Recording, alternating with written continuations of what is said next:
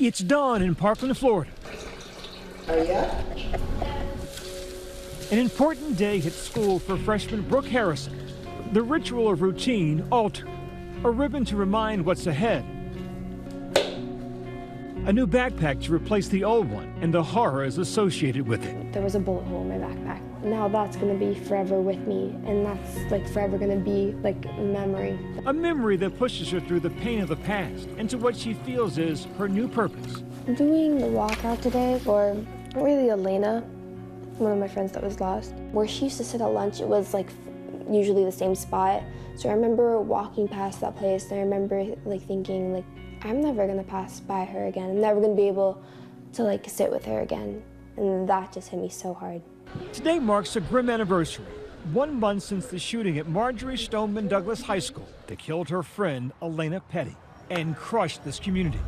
She and fellow classmates were preparing to walk out of their classes, joining students from more than 3,000 schools across the country who are demanding change. We're all here, we're all gathered together to show that we care, to show that we have voices. We're young people and we're passionate about what we have to say. From Chicago our voices demand change to Little Rock. We just want to end gun violence. We should come to school to learn and not to lose our lives. To Denver. It's time to wake up. And countless other towns and cities in between. Students walked out of their schools today at 10 a.m., a 17-minute walkout. 1 minute for every life lost. I love you. Love you. But in Parkland, today is much more personal.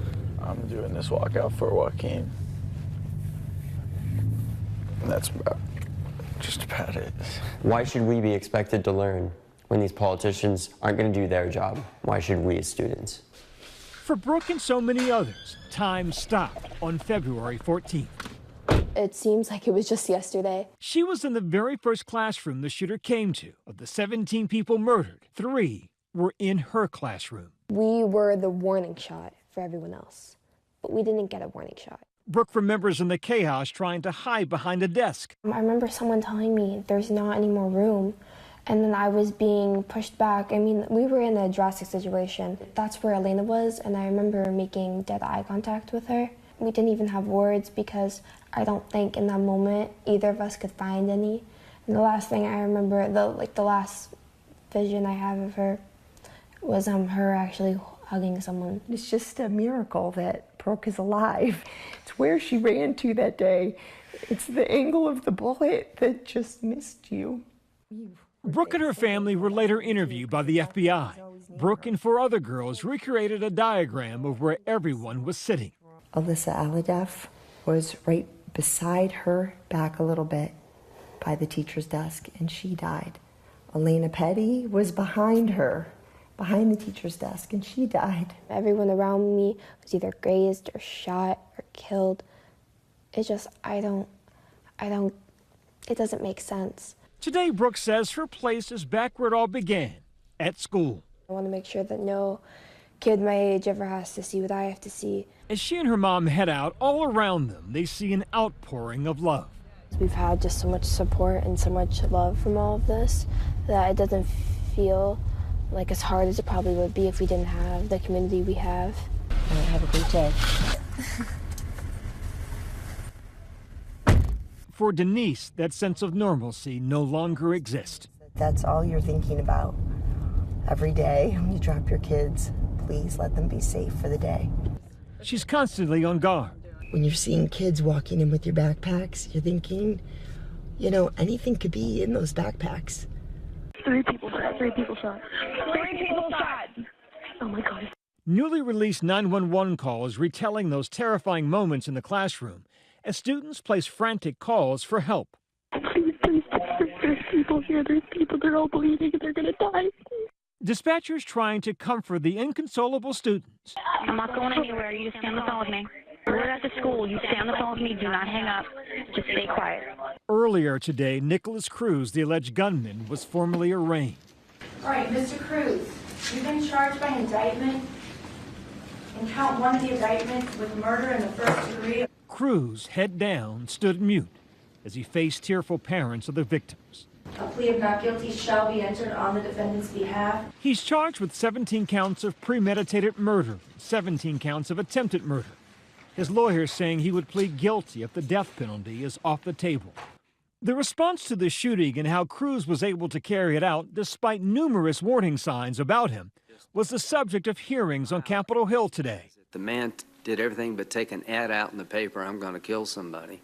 Testifying before the Senate committee, Elena's father, Ryan Petty, fighting back tears.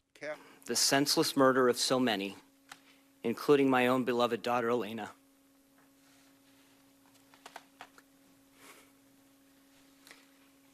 tests the limits of faith. Pleading for common ground.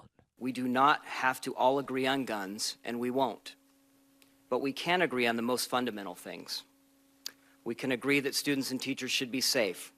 Outside, local students protested, turning their backs to the White House. But despite their efforts, it's unlikely that Washington lawmakers will take action on gun control, after President Trump initially expressed support for some gun control measures. Some of you people are petrified of the NRA. You can't be petrified. Earlier this week on Twitter, he walked back on federal restrictions, pushing the decision instead to the states. Now let's sign the bill. One place where change is already underway, Florida. Just last week, Governor Rick Scott signed a law both increasing funding for school security and also raising the legal age to buy any gun in the state to 21. The NRA has filed a federal lawsuit trying to block the age restriction, saying it violates the Second Amendment. The new law also creates a voluntary so-called guardian program, allowing some teachers and other school employees to carry guns in school if they complete law enforcement training. And while many students are focused on change, others in Parkland aren't quite ready to become full-fledged activists, like Dylan McCooty, who lost his best friend Joaquin Guac Oliver and Guac's girlfriend Victoria Gonzalez. I want to step into the political side and be a voice heard, be a change, but it's kind of all hard too. Can't be as loud as I want to be right now, so I'm not going to step there yet, but I definitely plan to. For junior Dylan Kramer, just going to school has become a daily struggle. When I'm sitting in a classroom, I stay away from the door. If this happened again, what would I do? Where would I be hiding? Sometimes it plays back in my head, and it keeps me from, scares me to go to sleep. Dylan was in history class when he says he came face to face with the gunman. I saw him turn one way and shoot that way, and then turn the other way and shoot that way, and then turn to my classroom, and that's when I saw down the gun barrel, and I saw his eyes. I saw bullets flying into my classroom, hitting the wall, going past my head, hitting computers, hitting the computer cart, and then hitting a couple kids. Just thinking I was gonna die, pretty much. That was all. I just waited, and then he moved on to the next classroom, and I was still alive. And for those who walked away with their lives, today they walked out not in fear, but in confidence. Marching by the thousands out of their classrooms and onto the school football field, parents and families showed their support from a distance. Then instead of going back to class, hundreds of students continued on to Pine Trails Park, where they huddled around memorials for each of the 17 lost. There, the emotional weight of this day poured out in tears and outrage. We're not just kids anymore because we looked down the barrel of a gun. We're not kids anymore because our friends and our teachers and our coaches died. We are here as a family because we want something in common, and it is change. All of us are MSD Strong, and we are going to stay MSD Strong, and we're never going to let it happen again. Never is a word we've all heard before. This time does feel different. Words centuries old remind us as we look into these young faces. A child shall lead the way. Hi everyone, George Stephanopoulos here. Thanks for checking out the ABC News YouTube channel. If you'd like to get more videos, show highlights, and watch live event coverage, click on the right over here to subscribe to our channel, and don't forget to download the ABC News app for breaking news alerts. Thanks for watching.